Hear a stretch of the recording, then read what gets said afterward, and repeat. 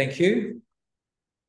So the Theosophical Society was formed for a very specific purpose, which was to make the nucleus of a new society of divine wisdom, whereby we don't make distinctions of culture, gender, or ethnicity, but rather we emphasize that we're all part of one life and consciousness.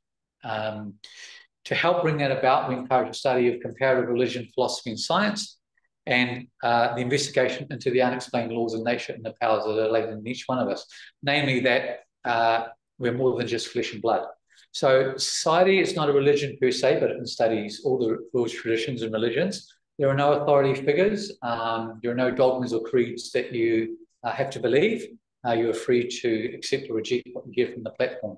So as our president, Colonel Olcott, President Founder Colonel Olcott said, we're all students inquiring into the nature of reality, and the society's motto is that there is no religion higher than truth. So we're all truth seekers and students supporting each other on our journey to create that new community, and essentially to make the world a better place than what it is at the moment.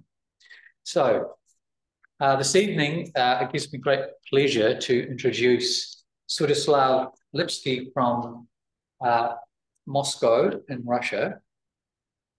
Svyatoslav was born in Russia. He graduated in 2006 with a degree in teaching languages and has taught English in schools ever since then. In 2009, he defended a PhD thesis in pedagogy. He's been studying the Theosophical literature since 1999 and attended his first TS meeting in 2009. In 2012, he was instrumental in creating a website which is devoted to the life and works of H.P. Blavatsky, our co-founder, and provides free access to texts translated into Russian. He's the president of the White Lotus Lodge in Moscow, and also the organizing secretary of the British Association of the Theosophical Society in Russia. Svyatoslav's topic this evening is Magic, a Theosophical Perspective. So Svyatoslav, over to you. Thank you, and I will make you big on the screen. Thank you very much for the introduction. I'm very happy to be with you today. And it's a great opportunity to share and to spend some time thinking about important topics and philosophical concepts. So I'm very grateful for the invitation. Thank you, Simon, and thank you everyone else who are here today. So this topic, magic, was originally one of the few first talks that I gave to the TS in Russia when our lecture program was established in 2020, because I was always interested in this topic somehow, and so it's based on that talk. And I suggest that if we would like to make it a little bit more interactive, a little bit more engaging, then if there is a comment or maybe a question, that you give me a sign, raise a hand or something, and we can discuss as we go along the way. So wishing everyone a good day, and let's begin. So first of all, I wanted to point out the idea that came across very strongly when I started reading about it, and mostly I based this research on HPB's writings.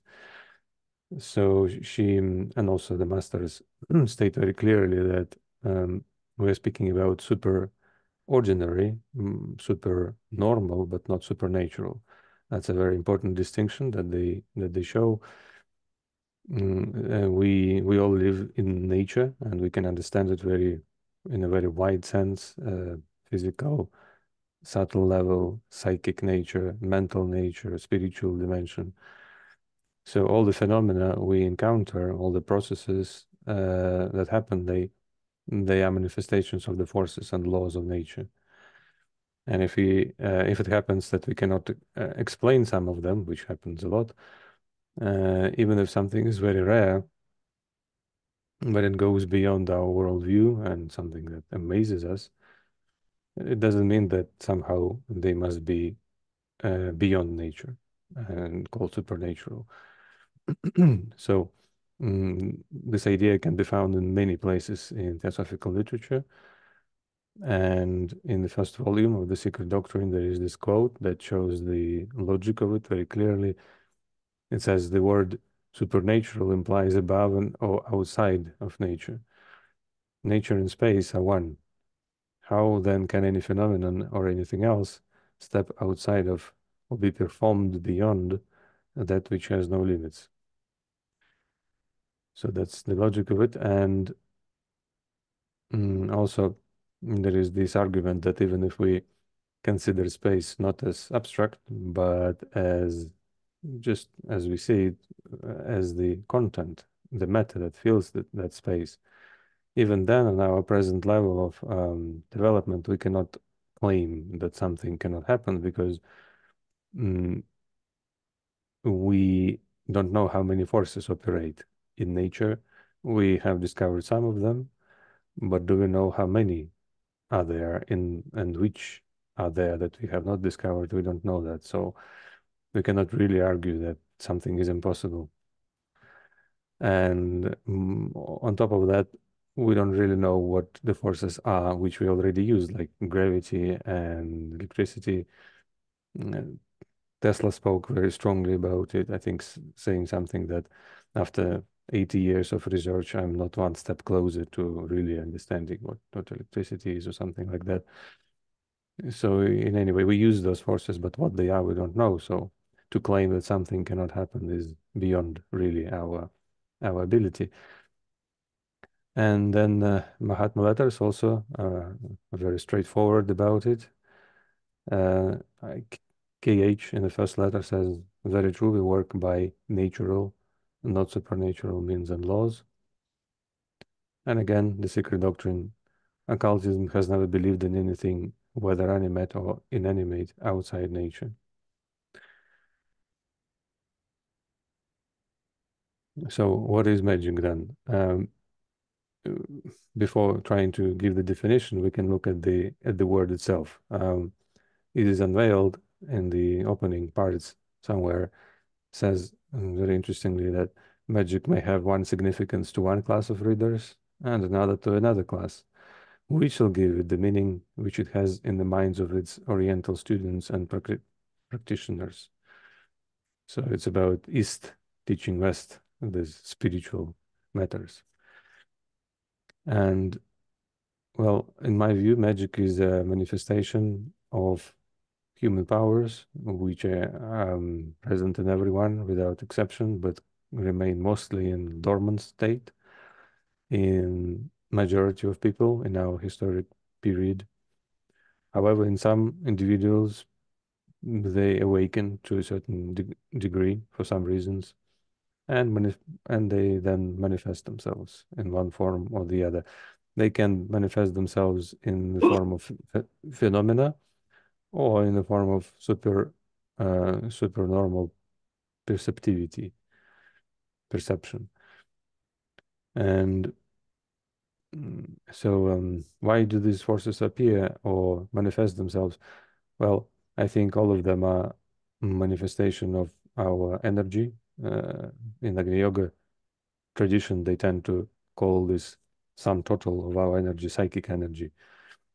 But then anyway, if they are manifestations of the energy, then they really depend on what energy we have accumulated. And the energy that we accumulate, we do it through the three, well, what the Buddhists call the three doors, through the activity of our mind, broadly speaking, thought and feeling and emotion, through the activity of our speech, and through physical action. On these three levels, we act, broadly speaking, and we constantly accumulate our energy. So the sum total of our energy is basically the sequence, or not the consequence of our life. So the way we live, this kind of energy we accumulate.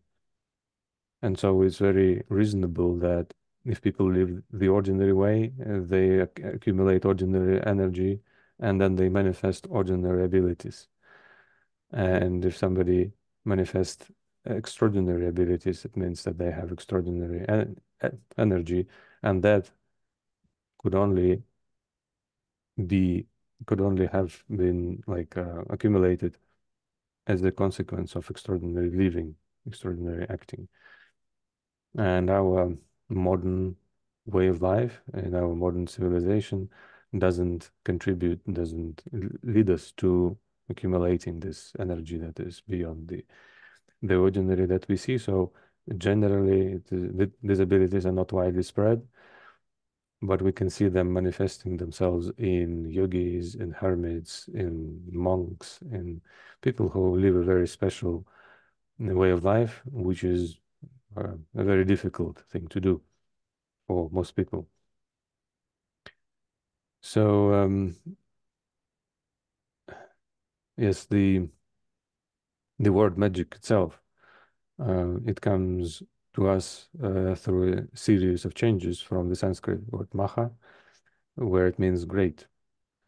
And we know it in such combinations as Maharaj, the great king, Mahatma Gandhi, the great soul, Mahatma. And also those interested in Indian culture can remember some other words like Maharishi, the great sage. We know from the Buddhist philosophy Mahayana, the great vehicle or chariot of Buddhism. And also Mahat is the word that we probably get introduced to in the secret doctrine, the cosmic mind or the world mind. And also it came to Greek in the word like megas. So this famous person, Alexander the Conqueror, who was also called the Great, which many people don't like, but that was his nickname. And yeah, so he was named Megas Alexandros, again from the word Maha. And also we know Hermes Trismegistus, the thrice great Trismegistus, again the same root, mega. And also this mega is the prefix in many words that are familiar to us, megabyte, for example. And in Latin, it's Magnus and Maximus. So also the name like Maxim, which is very widely spread in Russia, for example, comes from this root, and so on. So the simple conclusion here we can make is that the word magic literally means greatness. And so it's the manifestation of great powers and abilities that are inherent in human being, but are largely dormant at this period. So there is also this definition from this unveiled that says magic, magia, we say magia in Russian, means in its spiritual secret sense the great life or divine life in spirit. The root is mag, as seen in the Sanskrit mahat, then mazas, Greek megas, and Latin magnus, all signifying great. Let's try to look a little bit at the origins of magic. Maybe there are some comments so far.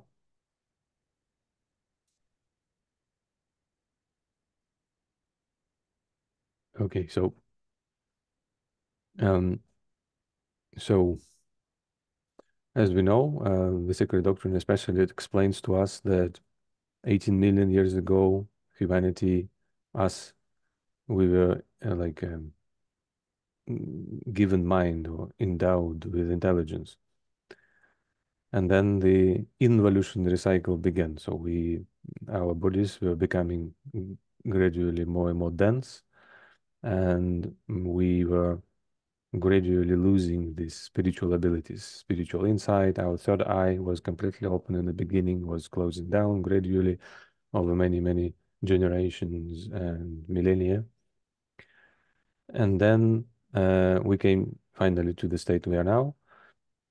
So the concept of magic and whatever it was originally called all those million years ago, it had to appear when the abilities and forces started to become something unusual, not constant, because when they were completely open and universally present, there was no need for any special word, right? So we can argue that that was at that period that magic appeared as a concept, as an idea. But the abilities themselves, they were there in the beginning of the humanity as thinking entity. So HPV writes in his Unveiled, magic is as old as man. It is impossible to name the time when it sprang into existence, as to indicate on what day the first man himself was born. Whenever a writer has started with the idea of connecting its first foundation in a country with some historical character, further research has proved his views groundless. So yeah, the further we dig, the further we see that it was before and before and before. And from the esoteric instructions, magic is coeval with the third root race, which began by creating through Kriya Shakti and ended by generating its species in the present way. So this idea is actually very interesting because HPB here indicates the specific power, which is just tremendous ability of human beings to produce or reproduce themselves using the power of magic, the power of will and imagination, called Kriya Shakti here. So, of course, it is something, we can imagine moving objects through distance without touching them or, exchanging thoughts. But to create a human being is something absolutely extraordinary. But nonetheless, that's what we are taught, that was actually normal in the beginning. And we can look at that a little more in details. And we are taught that Eastern philosophy speaks about 4 ways of being born for the living beings. It's called Chaturyoni. Chatur is 4. So these 4 are being born from a womb, like we are born these days, then being born from an egg, like birds and snakes and so on. Then being born from heat and moisture. I think it's for insects, probably. And then the 4th type is being born by this pure way, so to speak, with the help of the forces of mind and will. And examples of this we can find in Mahabharata, the great Indian epic, which tells us about how life was in very, very remote period, in very, very ancient times. So some characters in this story were actually created by the power of ritual, yagya, or by the power of mantra. The 5 Pandavas, like the main characters, you can say, probably of the story, were created by the power of mantra, including the famous Arjuna and his brothers, and also their older brother Karna, and also Panchali, their wife, and her brother Trishtadyumna, also important character there. So Eliphas Levi, there was this prominent esoteric scholar in the 19th century. He wrote a series of articles called The Paradoxes of Higher Science. And after his death, the articles were given to, taken by Mahatma Kuthumi and given to Hume, Alan Hume. He was then at that moment an active worker for the TS, and he later turned against the TS, of course, but then he took the articles, translated them from French into English, and published them. And they are particularly interesting because the Mahatma added several notes, like commentaries to these articles. So in one place, we have a yes. question. Oh, great. Can you explain a little bit? No, can you go back one? Sure. Sorry to interrupt. we had a question about the second bullet point, Kriya Sakti, and how that was creating, from the third root race. Maureen was asking about that. If you can explain a little bit more about that, how that actually happens. Well, I wish I knew how it actually happened. It's really a little bit beyond me, I have to say. Yeah, but well, I really cannot answer that. Sorry. Maybe I will come across more information as I study. Okay. Carry on. But thank you. I will do my best to answer everything that I can. Okay.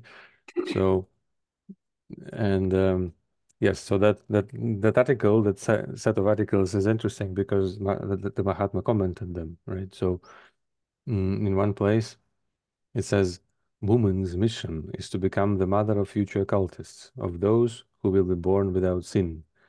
On the elevation of woman, the world's redemption and salvation hinge. And then the world will have a race of Buddhas and Christs, for the world will have discovered that individuals have it in their own powers to procreate Buddha-like children, or demons. When that knowledge comes, all dogmatic religions and with these the demons will die out. And then he goes on to say that when our nature, the nature of both man and woman is elevated, then the woman will be able to put herself in rapport with Prakriti and man with Purush. The union of these two will produce a race of Buddhas, the children of the Virgin without sin. So in other words, we're talking about the fact that at the dawn of our evolution, our children, offsprings, were created in this immaculate way using the power of mind and imagination and will, as explained. And so it will be in future, because I think it's quite understandable and unavoidable that, basing on the law of cycles, we will come back to where we were in the beginning and make a step further and higher, which is the reason for all this exercise, like going down into involution and then rising up to spirit again, spiritualizing everything and getting to a next higher stage as a result, and also bringing with us the experience that we have accumulated. So it's a future and a very exciting perspective, although it will take many millennia to get there. Somewhere in the sixth trace, is if I understand it well. So then HPB also comments to this article and Mahatma's comments in her article called "The Future Occultist." She says, in a woman is manifested abnormally the occult power represented by Shakti.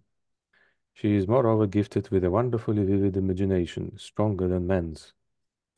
And as the phenomenal is the realization, or rather the manifestation of the ideal, which can be properly and strongly conceived only by a powerful imagination, a woman adept can produce high occultists, a race of Buddhas and Christs born without sin. The more and the sooner the animal sexual affinities are given up, the stronger and the sooner will be the manifestation of the higher occult powers, which alone can produce the Immaculate Conception. So, and also, this art is practically taught to the occultists at a very high stage of initiation. The adept, whether the Sula Sharira be male or female, is then able to bring a new being into existence by the manifestation of cosmic forces, manipulation of cosmic forces. So that last comment is actually very interesting because it shows that it is possible now, and those who do achieve this highest level of adeptship can do it even now. Well, according to the context, the way I understand it, at least. And also, it doesn't depend anymore on these powers on the physical vehicle of this adept, whatever like clothes they wear, physically male or female. If they achieve that level, they have this ability, which is also very interesting. So there is a little more to conclude this article, and she says the very fact that this stage pertains to one of the very highest initiations shows that the time when ordinary humanity during the course of cosmic evolution will, in this manner, be able to produce a race of Buddhas, etc., born without sin, is yet very, very far off, perhaps attainable in the sixth or the seventh round. But when once this possibility and the actuality of this fact is recognized, the course of living and education may be so molded as to hasten the approach of that eventful day when on this earth will descend the kingdom of heaven.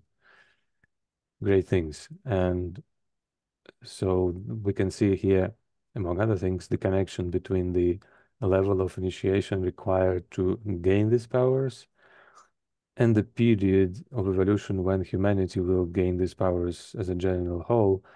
The further the level of initiation required, the further the period must be when we all will achieve it. So the conclusion, or like supporting conclusion, can be here made that adept is somebody who really has accelerated evolution. It's not something special outside of evolution. It's the same evolution that everyone passes through, but accelerated. So, um,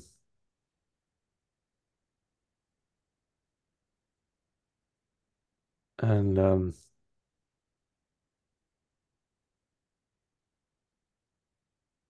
it's very important that to see the role of human will, talking about magic, because essentially magic seems to be the power of will, and which make everything works. And it's also explained that all the, for example, ritual objects and symbols and things like that, they are just a support and just like props.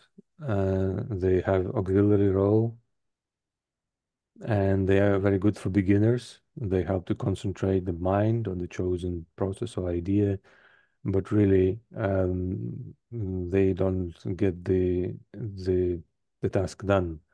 The task is really done by the power of will, and so um, and then yeah. So if we have all the symbols and rituals, but we still cannot use our power of will, then nothing will happen. And the vice versa is also true, I think. Really highly capable and like initiated adepts, they don't care. They don't carry with them like a huge bag with all sorts of tools and things and props to use. They do everything with the forces that are in them.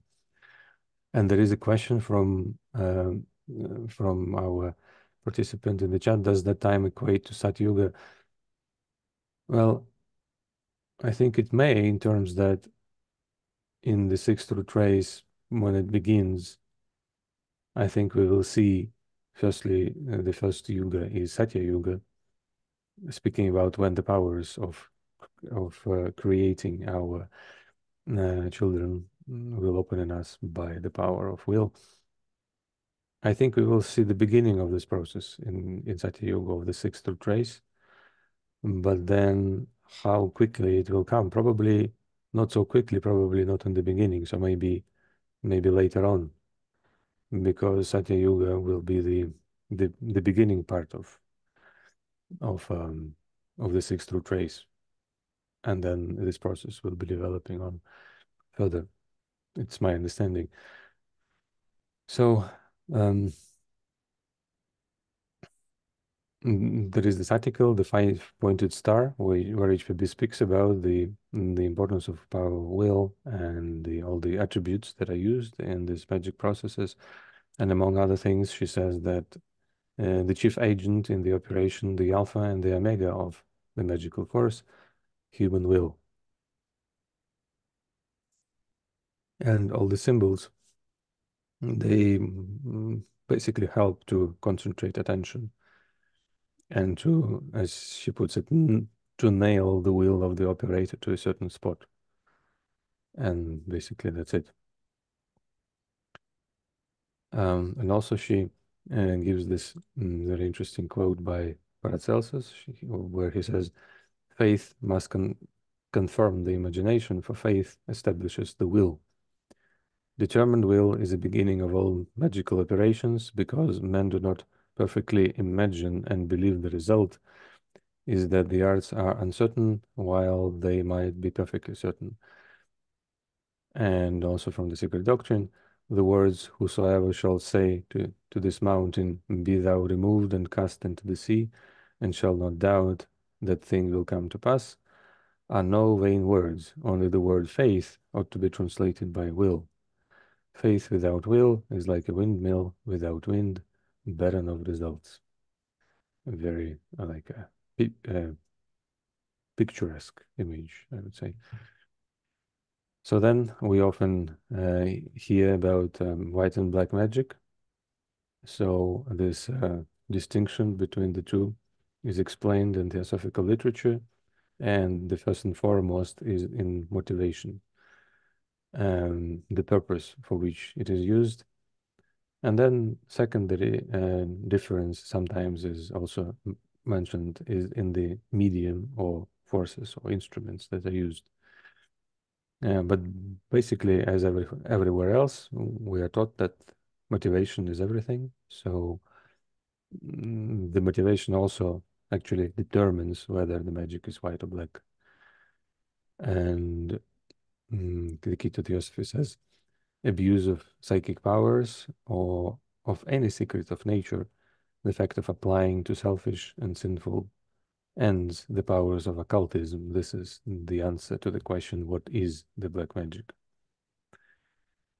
And also we read that it often involves the suppression of a person's free will, whereas it is not allowed in the white magic. And there is a fascinating passage from the Mahatma letters where KH shows, like, it says that something like,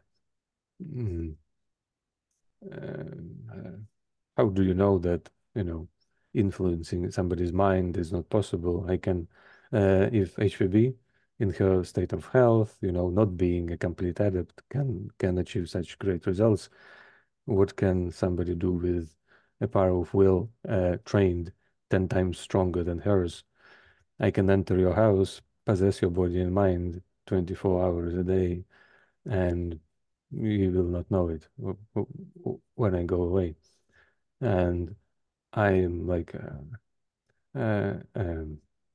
basically a good character, but the same can be done by a bad character also. So black magic is distinguished from white magic by the presence of the slightest selfish motive, as we explained.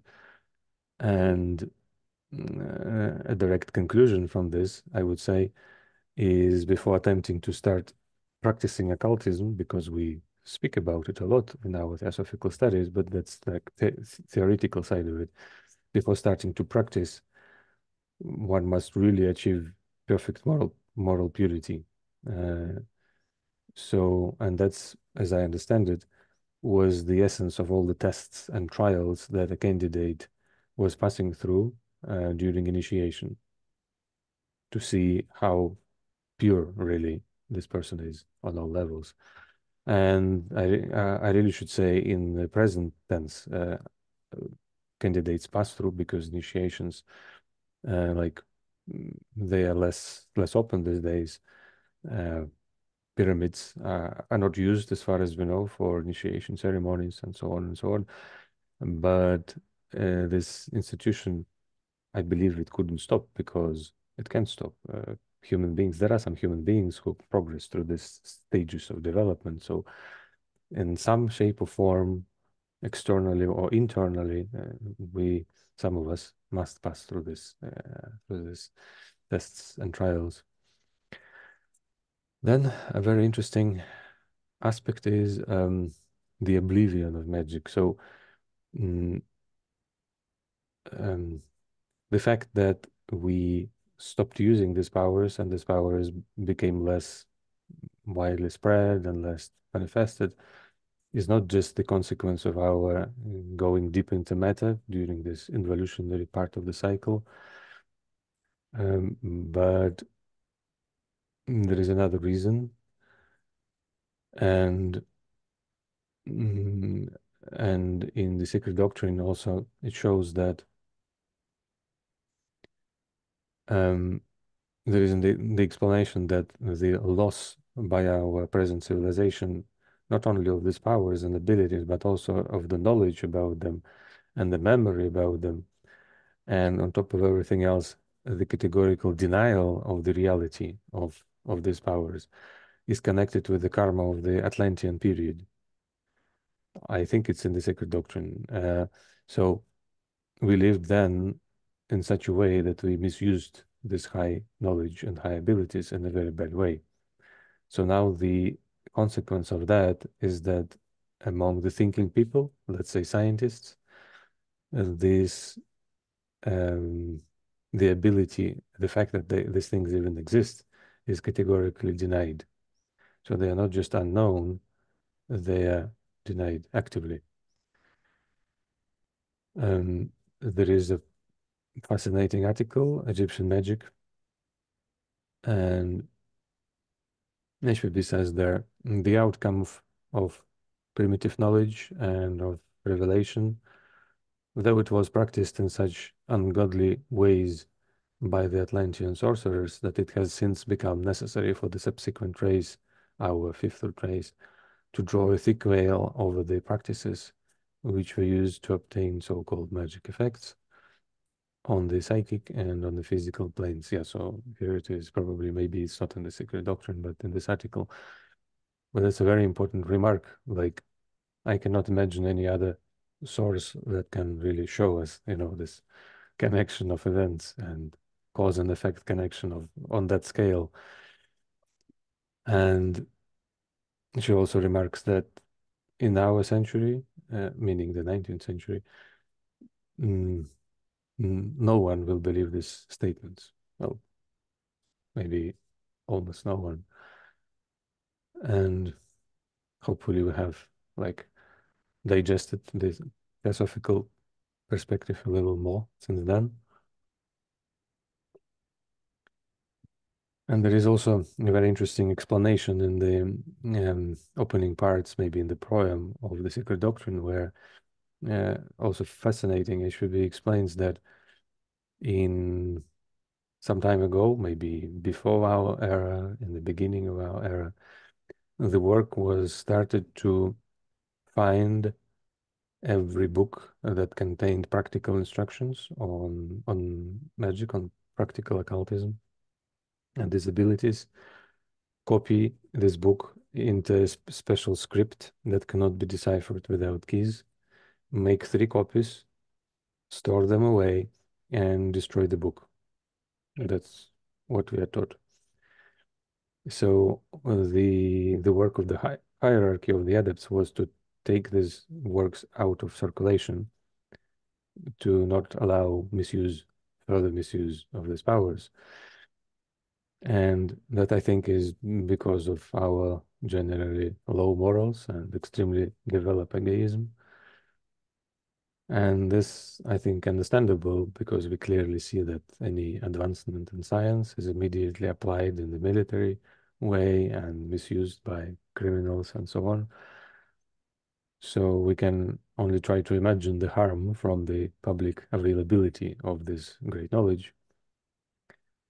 That would be difficult really to imagine. And we can think about super poisons. It should be, I think in this Unveiled mentioned somehow that they are easy to prepare, super efficient, and leave no traces. And there were instances and cases where there were like epidemics of poisoning and things like that. And also hypnosis or hypnotism, because of which it can be impossible to say whether somebody did something on their own will or was influenced. And this etheric force, she mentions it in the connection with the research of John Keely, a great scientist, I think, from the USA, who worked with sound and vibration in the 19th century. He called it etheric force, and there is this quote from the Secret Doctrine. The etheric force discovered by the well-known in America and now in Europe, John Worrell Keely of Philadelphia, is no hallucination. Notwithstanding his failure to utilize it, a failure prognosticated and maintained by some occultists from the first, the phenomena exhibited by the discoverer during the last few years have been wonderful, almost miraculous, not in the sense of the supernatural, but of the superhuman. Had Keely been permitted to succeed, he might have reduced a whole army to atoms in the space of a few seconds as easily as he reduced a dead ox to the same condition. Yeah, so I would really like one day to learn more about his experiments because they are amazing. And I think we can conclude here, and if I'm not mistaken, it's mentioned somewhere that actually his discovery was not simply allowed to, as it's mentioned here also, not allowed to reach the state of completion. So maybe his thought was somehow diverted by the masters because it was premature. That's my supposition. So then among the works and the tasks of the masters is to observe the mental landscape of humanity and to see where something can be helped and where something should be, you know, deviated from the potentially very dangerous discoveries.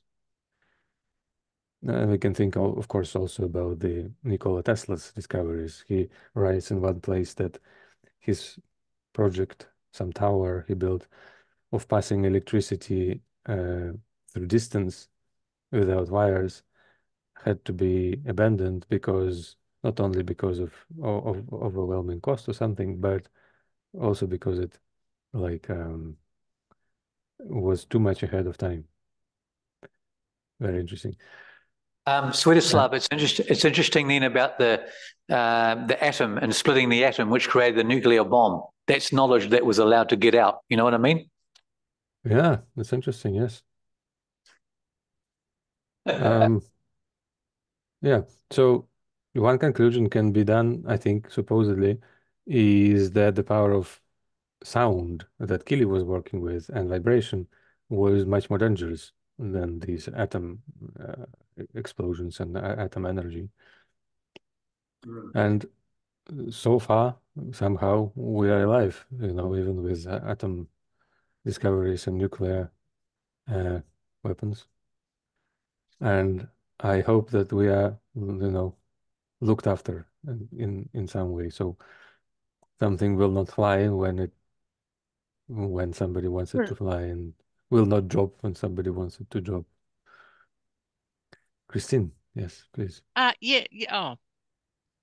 Yeah. Hello. I was just going to say that I came across the idea some time ago. It was one of the masters asked the question about what happened with the atomic bomb. And the answer was that if the masters had intervened at that stage and the unfortunate Japanese people hadn't been stopped, they foresaw a consequence which would have enslaved a large number of human beings for 1,000 years. In other words, delayed the spiritual development of many people for up to 1,000 years. That's the idea. That's why I understand they did not stop it. Yeah. Yes, very interesting. Thank you. There is a lot to think about.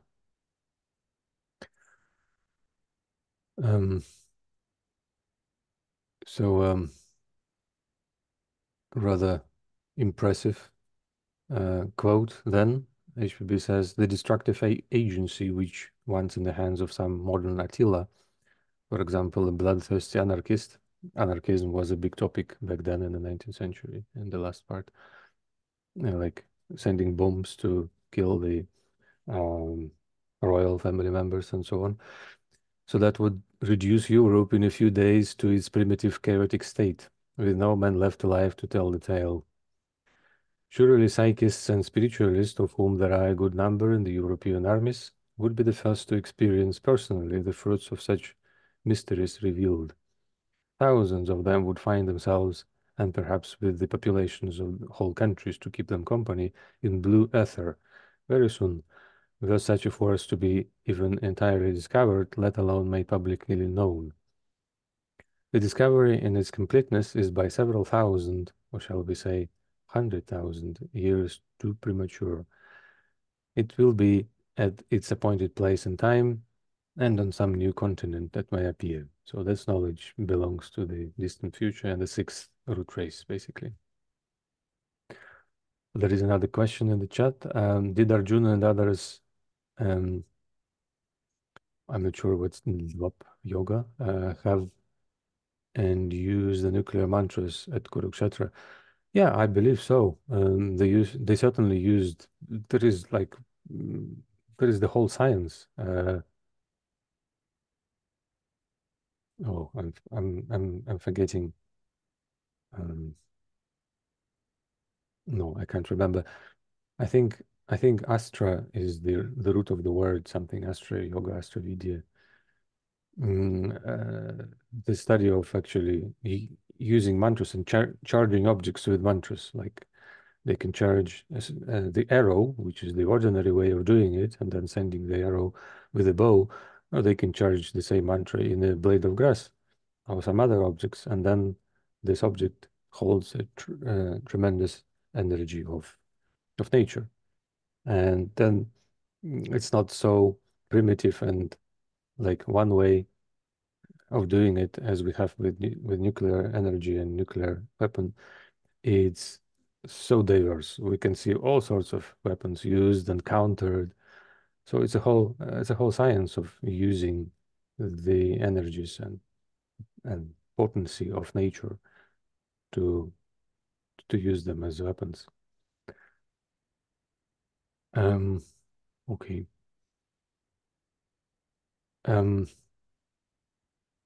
So a little more, I think like five more minutes. So there is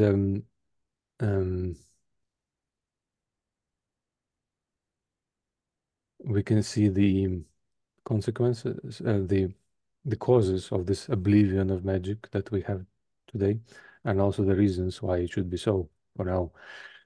Then there is a very big topic that HPB speaks a lot about, arguing for the reality of magic, to really actually show that this thing is real and all these things are real. She just one interesting thing is that it was used in ancient times very widely and every day. In Egypt, she says every papyrus, even trade document, buying and selling, was charged with magic, done with rituals. So everything, every step and every breath was filled with magic. In also ancient days, astrology was tremendously important. Every important decision, astrologer. Wars were started again with the date defined by astrologer. We can read it in Mahabharata. Children were given names with the blessing of astrologer, and so on and so on. And an interesting episode I will mention in brief. There was a very important person making of law and establisher of state system in Sparta, in ancient Sparta, called Lycurgus. He was very advanced person. He established this perfect social structure and law system, and then he wanted it to continue forever, because as long as it is unchanged, he was sure the people will prosper. So what he did, he went to the Delphic oracle and asked the question, is it well done. And the oracle said, yes, it's very well done. And yes, before going away, he took vow from the authorities, powers of Sparta, and from people of Sparta that they will not change anything until he returns. So he went to Delphic oracle, asked that question, made sure that it was well done, and then starved himself to death, not returning to Sparta. Sparta style, like politics. Very impressive, I have to say. But then anyway, the thing is that he had to ask the oracle first. So we can see the level of questions that were decided with the use of magic. And then to jump to the very end and to the conclusion, because this talk is really rather large.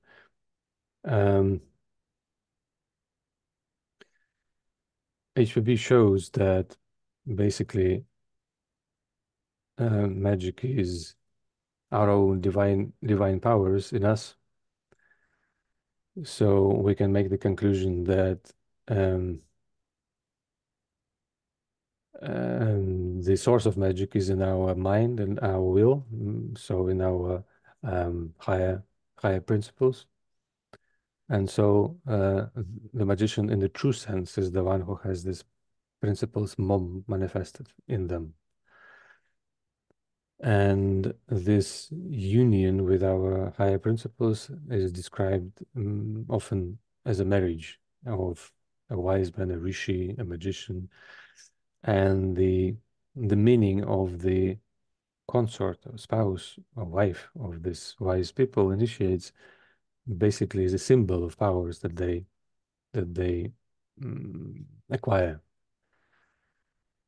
So magic is perfectly natural and simple. That's the conclusion I came to, and natural and inherent in us, but latent now. And it is the greatness of the manifestation of the power of consciousness and spirit of the matter. That's why it's so beautiful in its essence, I think. And then it was natural before, it will be natural again in distant future. And then, although it's rarely seen these days, there is not 1 hour that passes without its manifestation somehow, because there are people who do have these abilities and use them in some way. Then another conclusion, black and white magic, I already commented, this what we are taught in the Theosophical literature. And also I would say that the return of this knowledge is already happening. We can see it in many cultural phenomena like movies, books, and so on. Children and all cultures get into contact with all this phenomena, magic and books and movies and so on and so on. And the amount of them and how impressive they are shown is growing over time. So on the theoretical level, these things become normal and natural for people, I think. So, and the actual practice of magic requires extraordinarily pure life, and talking and thinking about magic is important because that helps us to remember who we really are, our immortal nature, and the cyclical journey back to the spiritual state of being. And finally, it's stated in one place, I think, in the instructions, esoteric instructions, that magic is the pinnacle of human spiritual development, union with the higher principles, and is identical with Theosophy, divine wisdom, power, and knowledge. So that's very impressive. It shows like the true or esoteric maybe meaning of this word magic, because it can be really understood differently according to the context. And even HPB herself gives different meaning to it, I think, in different contexts. But this is the context that she provides in esoteric instructions. And here I will finish with this talk. Thank you. Please, let's share some comments and questions. Thank you for listening. Thank you, Svyatoslav. Can you unshare your screen, please? Okay, sure. and I'll put everyone up. Great. So I've got a comment. Okay, Bill's got a comment. Yep, go Bill. Okay. Oh, yeah. Yeah, you sit there. Thank you, Svyatoslav, for an interesting talk. When I was a young man, I was able to read the writings of the French magician and transcendentalist Eliphas Lévy. And I was chatting with a former international president, John Coates, about it.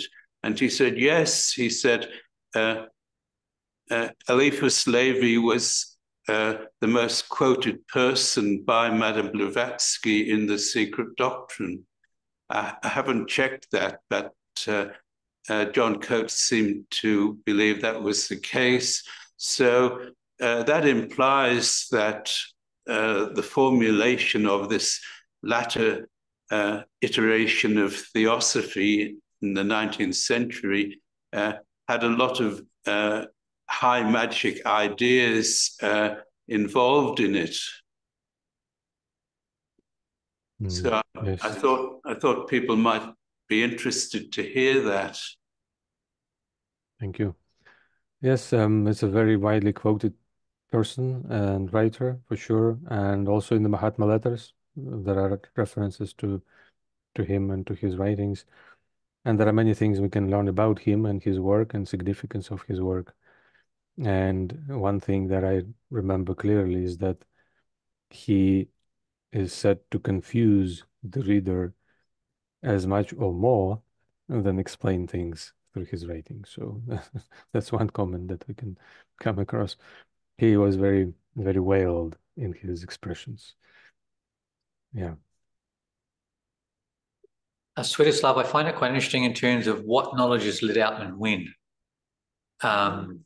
There was a lot, they say in the fourth, root race with the Atlanteans, there was a lot of leeway given, but obviously it wasn't used wisely. So like you said, there's been a veil put down, it's been, clamped right down upon by the higher powers. So it's quite interesting in terms they try experiments, they give information out, or they withhold it or stop it being, coming out as well. I find that quite interesting. Do you want to comment any more on that?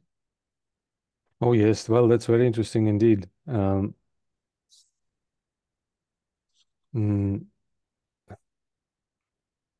is a metaphor or parallel that KH uses in the Mahatma letters, saying that imagine you're looking at a dark mountain valley and you see some sparks somewhere. So that's how, well, it's a parallel that he uses for observing the mentality of people and seeing sparks in people. So when spirituality is born, they see it, they perceive it, and they know people who approach Theosophical movement, Theosophical knowledge. Basically, everyone who enters this circle is somehow known to the masters. And I believe this continues even now because this initiative was started and it was not concluded. It still goes on. And that means that the karma that the masters have with us and HPB has with us is still continuing. So we are observed and helped if we work well also. But in anyway, so using the same parallel, maybe they also observe the discoveries of the modern science. And this giving gradually is very important. Like the very beginning of the Mahatma letters is about the topic that Hume and Synod, not knowing anything about how occult things work, were very enthusiastic about, shutting the mouth of skeptics by demonstrating a phenomenon that nobody can deny and sending a paper pioneer from India to London the same day it's published in India, and paper, I don't know, Times or something from London, Sun, I don't remember, to India the day it's published in London. And so Mahatma KH goes to a very long way to to discuss and explain why it's not possible, because if people are not ready to accept something, it creates a lot of harm. It's not just failed attempt or like energy misspent, but it's actually harmful because people either believe that this comes from Satan, and then Mahatma writes, you will not be able to go around Hyde Park in London, you will be killed by fanatics. Or people believe that uh, it's a fraud and slander people, like HPB was slandered a lot because she showed a lot of phenomena and so on. Or and that's not mentioned, but I think the Siegel Jonathan Livingston book shows it very well, among other things, that people will say, oh, you're just, you're the son of the great girl. You can do it, but we cannot. You're an exception, you're unique. So in any way, it's not productive. And it's argued a lot and showed very strongly by the masters that only step by step. When the consciousness is ready, this knowledge is like installed so strongly that no amount of resistance of the dark forces, the left hand specialists that resist this and try to confuse human mentality, no amount of resistance will be able to cancel it or throw it away. And Yeah. so, yeah. It's interesting. Yeah, they emphasize the whole ethical and philosophical side of it. You have to have a conscience before you have an expansion in consciousness. So yeah, it's quite fascinating there. So we'll go to anyone else online if you've got any comments or questions. Please put up your hand. I'm just scrolling through to have a look. Okay, all right, we'll come back to the lodge. Does anyone else have any comments or questions for Svyatoslav?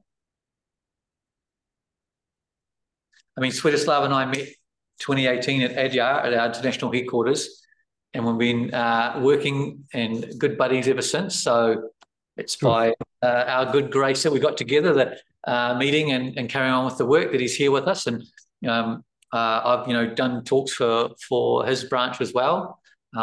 Ali's doing one in a Friday week for you guys. So that'll be good too. So yeah, it's all about essentially, we're a worldwide organization. So you've got people from all over the world we can, bring via our technology, which is great.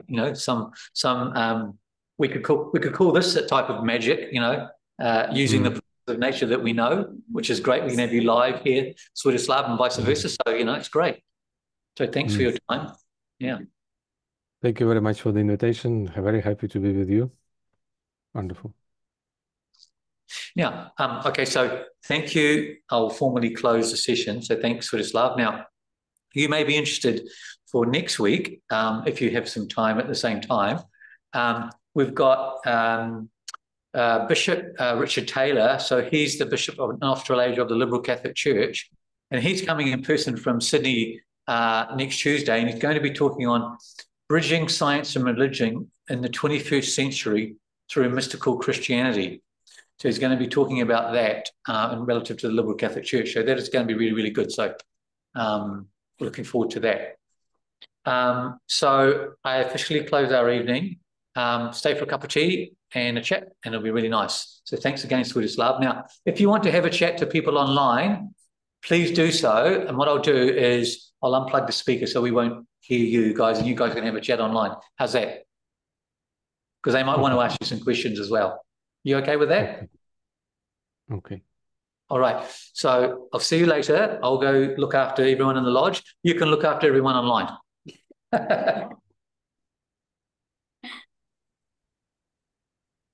Okay, good night, everybody. Hola. Mr. Lipsky. Nice to see you, Mr. Lipsky. I'm speaking from India. Oh, yes, yes. Hi. Nice to hear you and see you. Sushma's mother. Yes, great.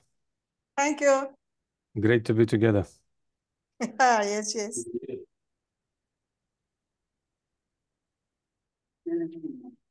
All righty. Let's get along.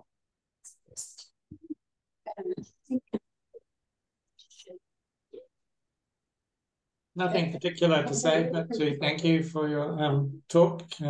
Really appreciate your presence and your sharing, and be stirring up lots of different thoughts and questions that I haven't thought about for many years.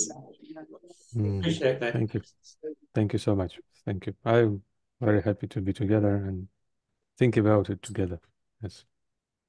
Thank you. Thank you so much, Svyatoslav.